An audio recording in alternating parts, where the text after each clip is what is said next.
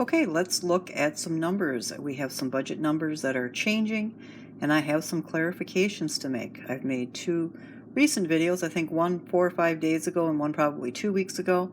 As I looked over those videos to prepare for this video, and also just to check some numbers because I was looking at my spreadsheets as well, because it's time to pay bills. I thought some of those numbers just not only don't look right, they don't sound right, and they don't compute.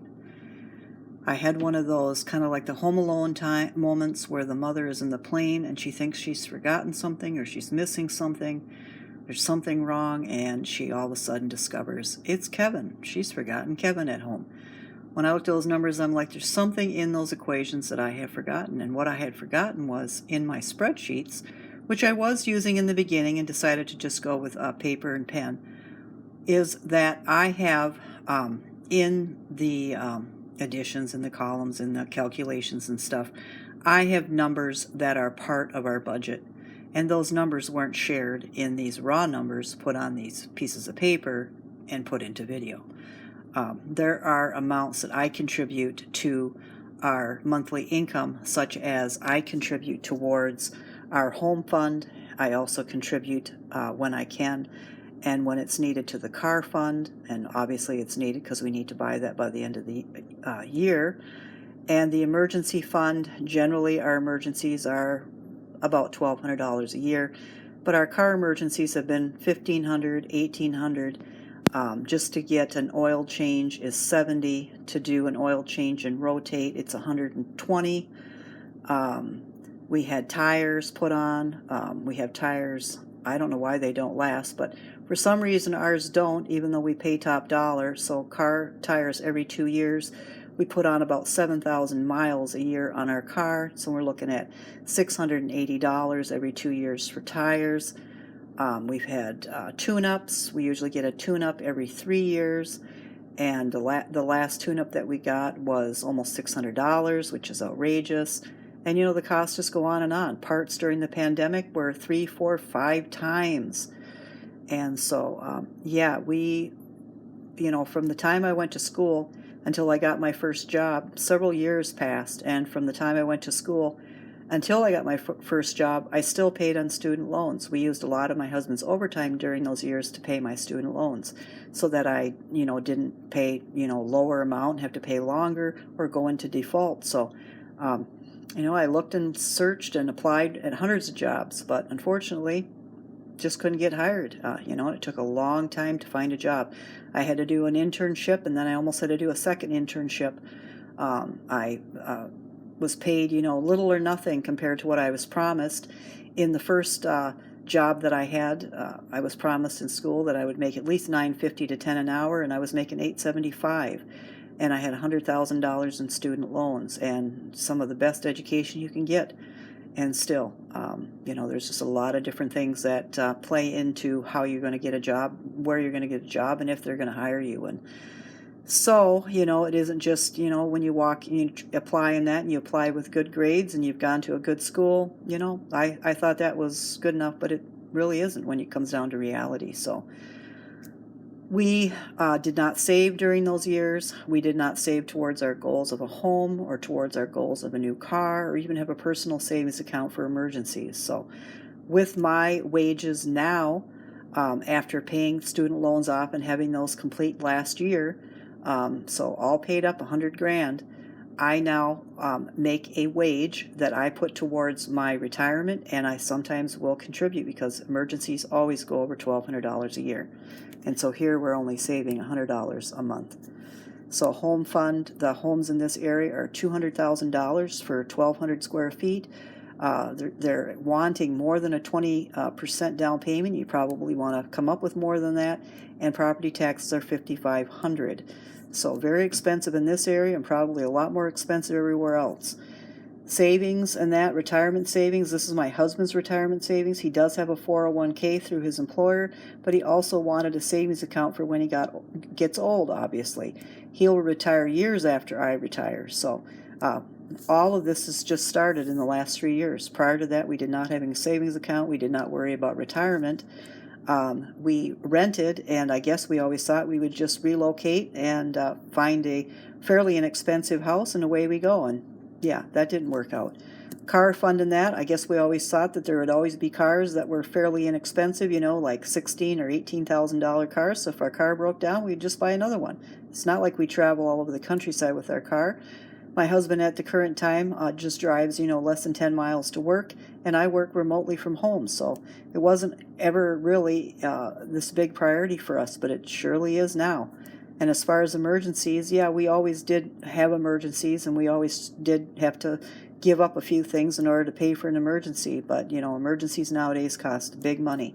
In the last 10 years, an appointment at the vet used to be $25.40, and then it went up to $50, and then it went up to $100, and then it went up to $125. Just to have our cat get seen, it's $160, and that's not an emergency appointment. That's just to get in the office and have just them give him an exam. He's required, to stay in their service, to have an annual exam and then 2 6-month exams. And if that's completed, then he's able to, in their service, because it's owned by a corporation, most veterinarian clinics are, then they will make appointments for him for other services that he needs. And he gets one other service that I'm not going to mention because it's kind of an icky thing, but cats have these issues, and so do dogs. But we have to go in that treatment, and I'm sure that whether I do say it or I don't say it, someone's not going to like it.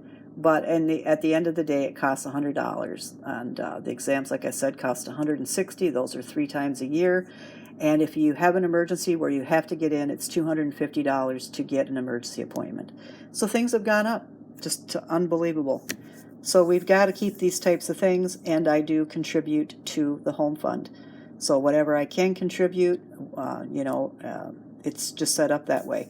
So in these previous videos, I noticed that this number didn't match and some of these numbers didn't match, and that's because I had made a contribution on the spreadsheet. There was a calculation on the spreadsheet, and I just pulled the raw numbers with the expenses off and paid little mind to the fact that whatever number I put here didn't match any of the numbers here. That's in one video, and then there's something else in another video. And just the calculations make it look like it's bad math, and in the spreadsheet it's not bad math. All of it makes sense, but not everything that's on the spreadsheet is on this piece of paper. And so I went too fast. I didn't take my time. I thought I had everything that was on the spreadsheet put in the paper accurately, and that is not the case. So now this is what the case is for January, and unless these numbers up here fluctuate, these numbers down here stay the same as far as what we sock away for savings. So in January, the income is $3,000, the rent is $1,300, the electric is $125, the car insurance is $70, phone is $67, renter's insurance is $23, food is $400, cat is $80, fuel is $60, and then there's $875 to put towards the savings accounts and sinking funds. In February, my husband's income is going to go down to $29.30 because health insurance went up $70. Rent is going to go up to $1,400. Electric is $125, car insurance is $70, phone $67, renter's insurance $23, food is $400, cat is $80, fuel is $60, and then we have $705. So something's got to give. Well, what's that? Well, we're not going to take away our personal savings. We just started less than 3 years ago, and it's not fair to take something away from my husband's retirement savings account. We need to have that same figure for car fund because we need to get that car bought by the end of the year, and we always have emergencies, and there just wouldn't make sense to take money away from there.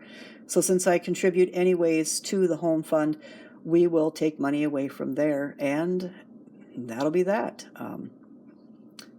That amount for the home fund will be reduced. And it looks like 300, 500, 600. It'll be down from, 250 to, what did I just say? 300, 500, 600, down to $105. And in this month, my husband, we won't be able to do track phone minutes anymore, so he'll have to use the phone at work if he has an emergency at work. And then when we're together on the weekend, we just use my phone. So, because there's just not enough to spread around anymore when one bill or another just keeps on hiking up. So that is our expenses for the month of January and February. and I went over this as far as a home in our area, looking at Zillow and the local real estate office. Car we can afford, I looked up several cars, and it looks like the price range maybe about a $27,000 car, which doesn't get you much nowadays. Minimum of 7 down with 20 to finance with a 750 credit score. Gets you 9.5% interest with a car payment of $465 a month. And the insurance for full coverage with Progressive, I was quoted $100 a month. And then, just for notes, I'm 5 years from retirement, and what I've saved so far in my retirement savings account at a bank is $47,623, which is absolutely nothing compared to the fact that at 65, I will no longer bring any type of an income in the house. And unless my husband continues to work at this for this employer, he will only bring half this income. So it really is very important that we get that house purchased, that money saved, and that house purchased before I retire. And I can always extend my retirement till 67 or 70. It's not unheard of, and it's not something I haven't considered. But nevertheless, we are under some, tight circumstances here where we really need to do the things that we're doing. I need to save on money. We need to save for emergencies so that, when we had emergencies in the past, we had credit cards, charged on the credit card, and then you have credit card debt. When we absolutely are debt free and we don't want any more debt, because every time there was any type of, loss of overtime, which didn't happen very often, he pretty much had it solid for 20 years. But when I couldn't find a job and we had debt, we had to give just about everything up. I didn't even have a cell phone, a smartphone, until just a couple years ago. We just either didn't have a phone or we had one-track phone. We had never been able to afford a landline since we started living in an apartment. We've only had one car.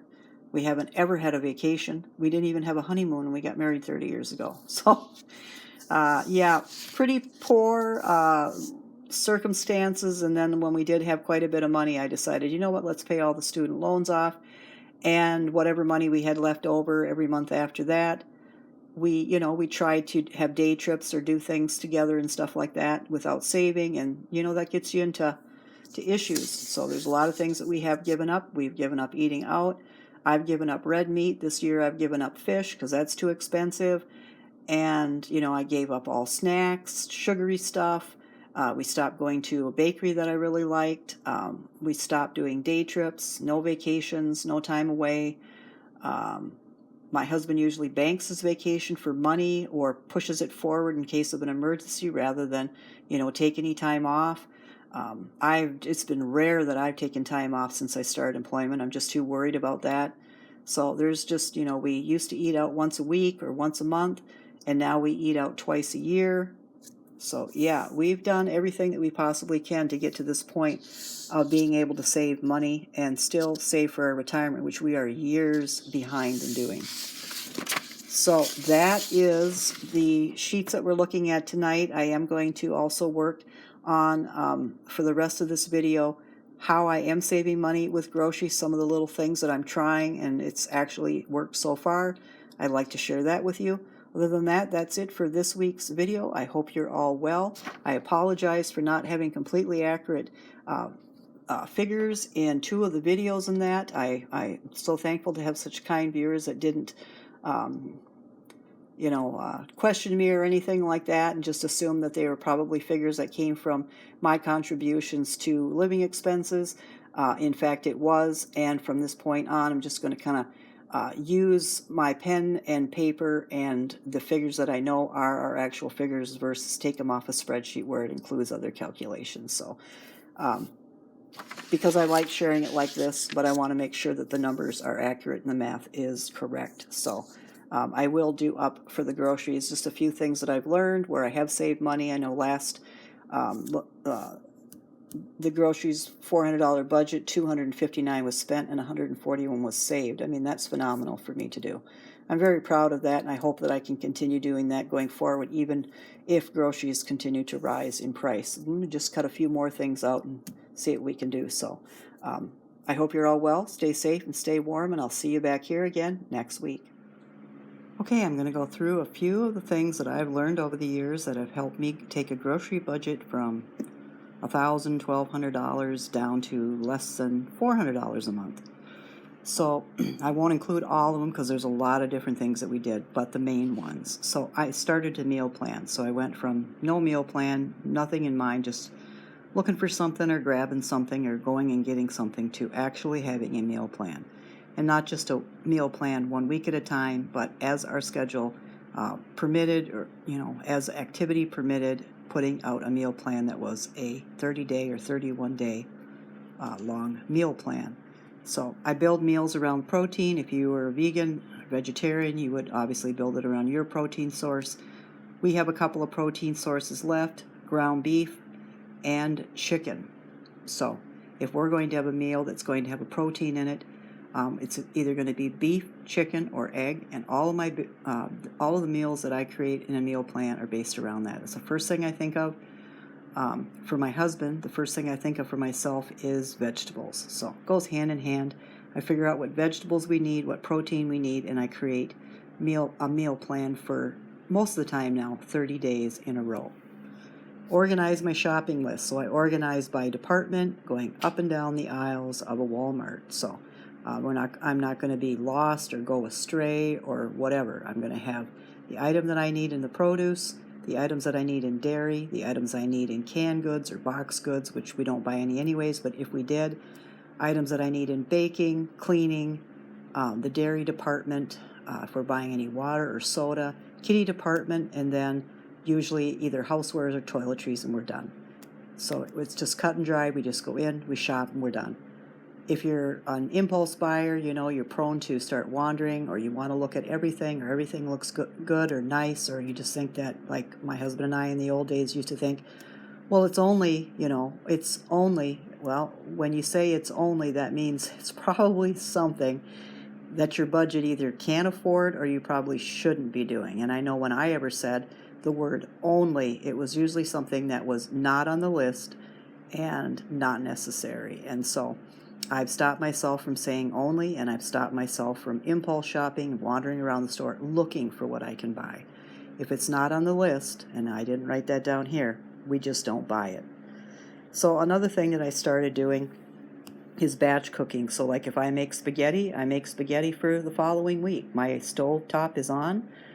If I'm sitting there, cooking up the ground beef and putting sauce, or even making homemade sauce, I might as well do it for the following week. The stove's on, I'm using the energy, done. Hamburger, ground beef, and sauces, spaghetti sauce, or any kind of sauce, freezes well, as long as it's not going to be in there, 3 months, 6 months, a year. It freezes well from week to week, even month to month, as long as it's not too long and starts developing ice crystals. So I batch cook, whatever it is. If it's chicken, I try to get as many meals out of it as possible. If I have a package of ground beef, I try to stretch it for 3 to 6 different meals. Like if it's a 3 to 3.5 pound package of ground beef, I do spaghetti out of it, I do meatballs out of it, hamburger patties out of it, tacos out of it, everything that I can stretch out of a 3-pound package of ground beef. And sometimes what I also do is I just pay the price for the 3-pound and bring it home and break it down into sections of 1-pound packages, and oftentimes those 1-pound packages are way cheaper if you went into the grocery store and bought an actual 1-pound package. So yeah, get delivery if you're prone to impulse buying. That's shut down a lot of people that I work with on that. It's definitely helped them with the impulse shopping. And buy larger packages of product and break it down. I've been doing that for years. A large 3.5-pound hamburger, it's the same price per pound, but when they put them in the pound packages, for some reason it's like 10 or 25 or 40 cents more or something like that, because it's never an even pound. So when they put them in the 3-pound packages, generally they go just a teeny tiny bit under, so you get 2.98 or 2.99. I just find that even a few cents is enough for me to buy a bigger pack and just break it down. Something that we started doing a long time ago was calculate what we use in any given time. So how much shampoo do we go through, how much deodorant, soap, toilet paper, paper towel if we buy it, which we don't anymore, napkins, we don't buy those anymore. We would just guesstimate as close as we could to how much we buy, and then different times of the year, paper products are on sale, toiletry products are on sale, and we would just go buy it. And we don't consume a whole lot. So if it was something like shampoo, my husband goes, he hardly has any hair. He goes through maybe 2 bottles of shampoo a year. I go through probably 2 bottles of shampoo myself a year. That's 4 bottles of shampoo. If we go to Sam's and we see, that brand of shampoo or one close to it or one that we can get along with is on sale, we just buy all 4 bottles at the same time and it's done. We check it off the list. We don't need to buy any more shampoo. We do the same with Q-tips. We do the same with garbage bags. The garbage bags prices don't fluctuate much, but you never know. With current economic conditions and even future economic conditions, they may. They've been the same price for a little while. When we go into Sam's here soon, we buy 2 boxes of them, and that's all the garbage bags we need for a year. We don't have to take the time or the gas or the wear and tear in our car to go back and buy another box. Sometimes it's if you can afford it. There have been times where we just can't afford to buy that second box, and most of the time that means we don't even buy the first box. So, but we do what we can. We know how much deodorant we use in any given year, and we buy it in bulk. That if we went into the store and bought that deodorant every month or every other month, we would pay this enormous price. But if we buy it in bulk, we save about $1 to $1.50 per stick, because we get packs of 4 and packs of 6. Try store brands. I wouldn't, I was so brand loyal, I would never go with a Great Value brand for various reasons until I started having to basically be forced to try them, and now I prefer the store brands over the name brands. And some of the store brands even even taste better than the name brands. So I'm trying as many Great Value brands as possible, because that is a store brand that we've actually gotten used to. And if you can't eat fresh, at least eat frozen. We don't do any canned fruit or vegetable, because in the canneries or the canning factories or wherever it is that they process these, they literally, boil or cook these cans like there's no tomorrow, and all of the nutrients, the temperatures are raised to such a high temperature. They say, oh no, everything's still fine. But the last time I cracked open a can of green beans, there cannot possibly be any nourishment left in that. Just none. I mean, it was the weakest, limpest, most blanched-looking green bean I'd ever seen. So, yeah, if you can't eat fresh, eat frozen, because most of that stuff is flash frozen. A lot of that stuff can be flash frozen almost right out of after being out of the field and washed, and that still holds a great amount of nutrients. So, and make soup. Last but not least, several meals. You can put all kinds of stuff in there. Leftover carrots or celery, leftover squash, ends of vegetables and that you maybe cut for snacks, or like carrot sticks or celery sticks for the kids for lunch. Anything. The bones from a chicken to make your soup broth, the bones from beef to make your beef broth. I mean, you can cook up soup, you can eat it for several days, and you can even freeze it. It stays perfectly fine in the freezer, in a plastic freezer bag or in a plastic container, or even in a glass container if you don't fill it all the way to the top, for several weeks on end. So those are just some of the things I've tried. Like I said, I marked with an X the ones that I've tried and continue to do and continue to be successful in saving me hundreds of dollars a year. But all of them I have worked with. And I've gone from, I think that at the highest our grocery bill was at one time, or household grocery, was $1,200, and this last grocery bill that I had was $259. And I got there by doing all this, and most of it I shared with everyone on my channel here. And if you like my videos, please hit the subscribe button. If you like this video, hit the like button. I appreciate it. It helps me in YouTube's algorithm. So I'll see you back here again next week.